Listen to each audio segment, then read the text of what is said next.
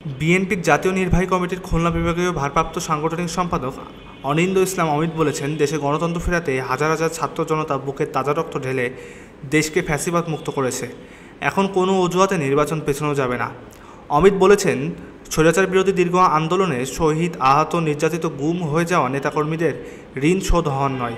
কিন্তু দুঃখজনক হলেও সত্য, দেশে এখনও গণতন্ত্র প্রতিষ্ঠিত হয়নি। সুস্থ নির্বাচনের মাধ্যমে জনপ্রতিনিধিশীল সরকার প্রতিষ্ঠিত হয়নি। শনিবার বাগারপাড়া উপজেলা ও পৌর বিএনপির আয়োজিত ইফতার মাহফিল পূর্ব সংক্ষিপ্ত আলোচনা সভায় প্রধান অতিথির বক্তৃতায় এসব কথা বলেন তিনি। বাগারপাড়া ডিগ্রি কলেজ মাঠে স্থানীয় বিএনপির ৬ শতাধিক নেতাকর্মী ও সমর্থকরা এই ইফতার মাহফিলে অংশ নেন।